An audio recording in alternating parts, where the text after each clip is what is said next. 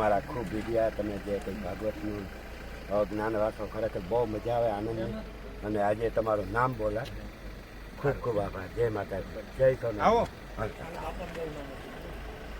જય શ્રીબેન. જય શ્રીબેન. તમારું વતન? મારું વતન છે ખોટાણ. ખોટાણ. હા, પોરબંદર. અને રહેવાનું અટાણે જો જામનગર રા, અમદાવાદ રા, પછી સુરત રહેતી. બરાબર. અટાણે ઘૂમ લીધી. સરસ. અને તમારા વિડીયો અમે જોઈએ અને બહુ જોવાનો ખરેખર આનંદ આવે. Thank you. અને તમારા અમે ફોલોવર છે. હા. અને હમણાં તમે નીકળ્યા કઈ તમે નીકળી ગયા અને તમારા વિડીયો પર જોઈને આનંદ આવે અને સરસ એવા વિડીયો ઉતારતા હું જોતી હોય આતાની જે એ જોયા પછી કે ભાઈ આ એકલા જોક્સ એ કહાવવા માટે માણસને નહીં. હા, બહુ મસ્ત કામ. હમણાં જ એક ભાઈ લગન કે મને મારે ખાસ મળવા આવ્યો એટલે મને મારા ઘરવાળા એમ કહે કે ભાઈ આ આટલી વસ્તુ લે લિસ્ટમાં. તો કે હું કહું કે ભાઈ અઢી કલાક ચાલે એ મારા વિડીયો જોઈ અને એકદમ ખુશ થઈ જાય. પછી કે હવે લાવો જેટલું લેવું એટલું એટલે તમારા વિડીયો સરસ છે. હરિદ્વાર એક મિનિટ આવેલા અને તમે ક્યાં ગામમાં? હું ગોરાણું મારું દેવભૂમિ દ્વારકા કિલ્લો અને ગોરાણું એટલે ક્યારેક એ બાજુ આવો. હા, આવ્યું જરૂર આવો જરૂર આવ્યું.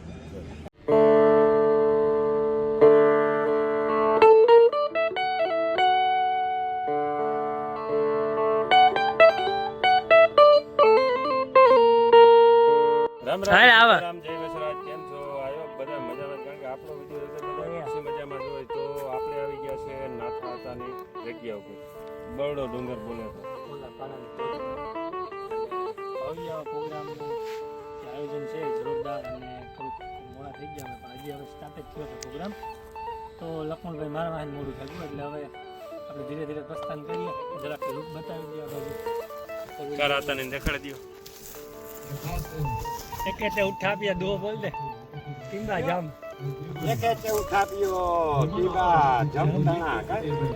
તેથી સુનીઓ જોને સિસોદિયા તારી નવખન વાતો નાથિયા. વારે વાહ વાહ નાથિયા.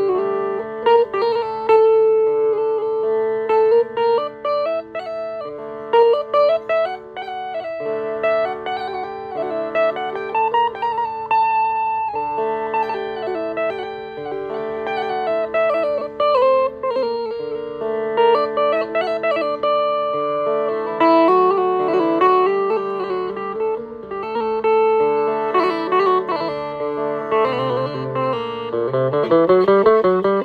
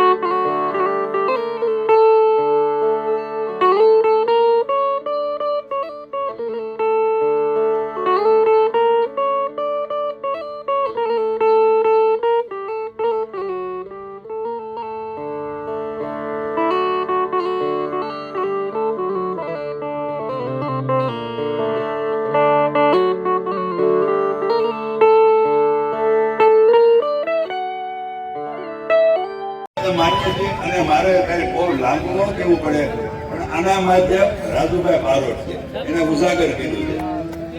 અને બીજી વાત એ છે કે તમે જો આવતા રહો તો અમને આ ઓળખાણ પેટવીને ઓળખાણ છે પણ આ હું અમારા મુરબ્બીઓ છે એને બહુ મેં કહી પણ આવતા નથી. નકરા ધંધા અને પૈસા ભેગા કરવામાં જ જોમાં થોડા સમાજમાં ઓતપ્રોત રહ્યો. અને બીજું મારે એમ કહેવાનું છે કે આપણો જે સમાજ છે એ શૌર્યમાં ભરેલો સમાજ છે એટલે મારે બીજું લાંબુ નથી.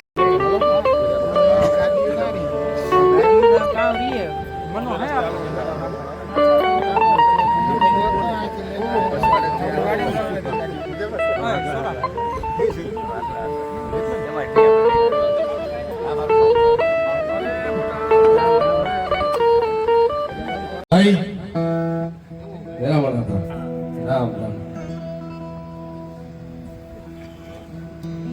ક્યારેક આપણે એમ થાય ભાઈ, હજી જો કે મારી નજરમાં તો ખુશ છે ભાઈ આ જન્મેથી, પણ હું મારા શબ્દોમાં કહું ને તો મને હજી સંતોષ નથી થયો. કારણ કે એવડો મોટો મેર સમાજ હોય ને તો જગ્યા ઘટવી જોઈએ એ વાત ફાઇનલ છે. નાથા હતાની જગ્યા છે, કોઈનું બીજાનું પટાકે નથી. પણ આવતા વર્ષનો ભાઈ જે કાર્યક્રમ છે રંગનાથ અને રંગમેરને એવું કંઈક નામ રાખવાનો વિચાર છે ને એ આયોજનમાં એવો વિચાર છે કે હું તમે આ જ આયોજન છે એવી જ રીતના બીજું આયોજન હશે.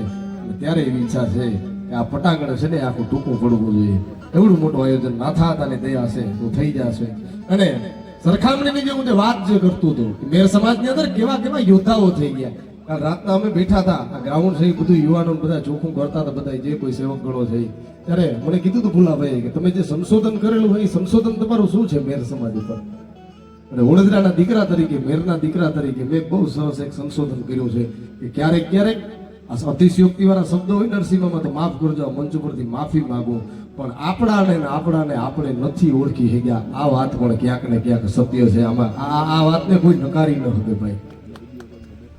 કાયા જાણે દૂધ ઢેગ્યા, વટે બાર મેર જાગ્યા, હાથ બાગ ડાક વાગ, ઘોડા રણ રાત ભાગ્યા, બેઠે મેન ધાર ધર્યા, વેરી વાળા સણ હેડ્યા, મેર લાડા રંગ ચડ્યા, વેરી હંતા હાર ભાગ્યા, કોરી દોઈ વટે લીધી, નાથવીર ગાંડી ધારી, પાણે બોલે પગસાડી, દળ બે લીધી વારી, અને ઓલો જીનો કેવો એક વટવારો, એની રાને ગઢ વાત મૂકી કે હે ટાક વાત સીને જુએ, આપું નહીં ટેક લીધી.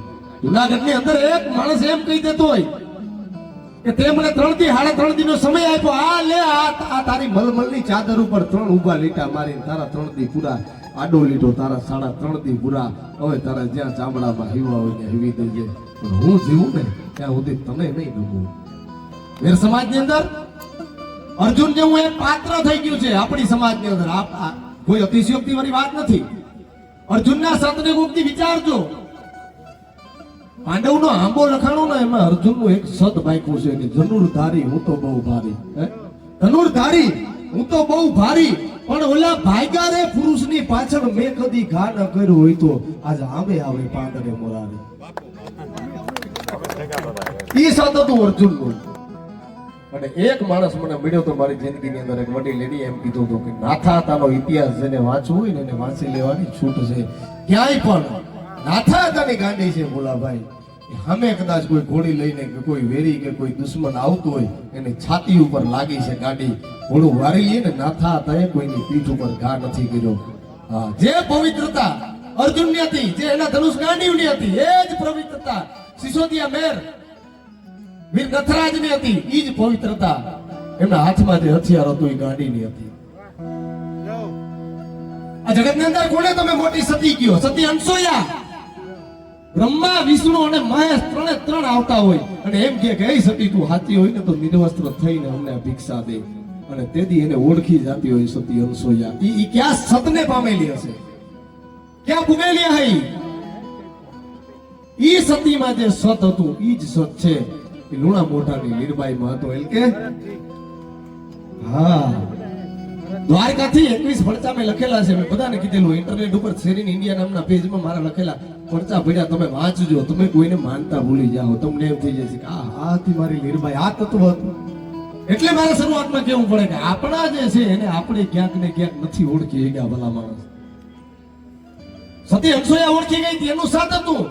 પણ દ્વારકાથી આ લીરબાઈનું પારખું કરવા માટે થઈ અને 3 સાધુ છે એ પંખી થઈને ઉડીને જઈ આવે છે ને આ લીરબાઈના આંગણામાં. તેથી આ લીરબાઈ છે ઓળખી જાય છે કે મને ખબર છે ક્યાંથી આવ્યા છો, મને ઈ ખબર છે કોણ છે તમે. પણ મારા સતના પારખા લ્યો ને એની પેલા એક મને નજરમાં આવે છે, એક મને દેખાડો દે છે. તમે પંખી થઈને વિડા ને ત્યારે તમારી પાંખની એક ઝાપટમાં એક ધણ ચારતો ગોવાળિયો ઘાયલ થયો છે. એને હજીવન કરીને આવો ને તમારા રૂપમાં આવો ને તો હું તમને ઓળખાણ આપું કે હું લોણા મોઢાની લીરબાઈ કોણ. હે કઈ વાતું છે. સળગતી ચિતા ઉપર ચડી જાય, અગ્નિ ઉપર પોતાનો તાકાત છે, શક્તિ છે, એનું સત કેટલું હશે કે અગ્નિ એને કઈ કરી નથી શકતી, એનું રૂવાડું ખાંડું નથી કરી શકતી. એ સત કેટલું હશે, એમાં તાકાત, એમાં શક્તિ કેવડી હશે. તો કુછડિયાનો મેર લાદવો, કુછડિયો ભલા માણસ જાહલ ચારણિયાણીને શ્રીફળ ચુંદડી સોપારી ને કંકુ દેવા ખોડે આપી આવે ચડકતી સીતામાં, એક પણ રૂવાડું એનું ખાંડું ન થાય, એનું સત કેટલું હશે. ભેર સમાજના એક એક પાત્રોની આવી સરખામણી છે ભલા માણસ. આની કદાચ હારમાળા કરીએ ને બહુ લાંબી થાય, પણ કાર્યક્રમ છે અને બધા લોકોને ભાઈ ખાસ એક જાહેરાત કરી દઉં. આજે રાત્રે અહીંથી ભવ્ય સંતવાણીનું પણ આયોજન છે. અહીં હરસુખ બાપુ, લાખણસિંહભાઈ માટે જો મેર કોમમાં જો જિજ્ઞાસા ન હોય તો મેર કોમ નો કહેવાય. એટલું લખાયેલું હોવું જોઈએ કે હું મેર છે. મેર કેવો હોય કે આજુબાજુના વિસ્તારની માલિકામાં જે સિંહ રહેતો હોય બીજા જનાવરથી હુંકારો ન થાય, એ કોઈની બેન દીકરી ઇજ્જત આબરૂ કોઈની ન રૂંધાઈ જાય, એનું જે પૂરેપૂરો રક્ષણ કરતો હોય એવો મેર. મારું કોઈ દીકરી ન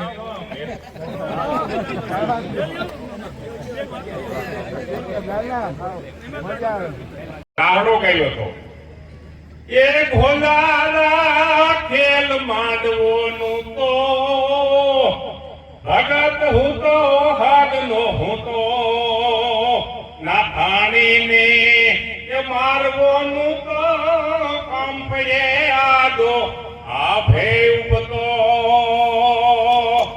અમરતા બધી એ વાત ગુંજાણી અદ કરતી દિલ્હીમાં વાત.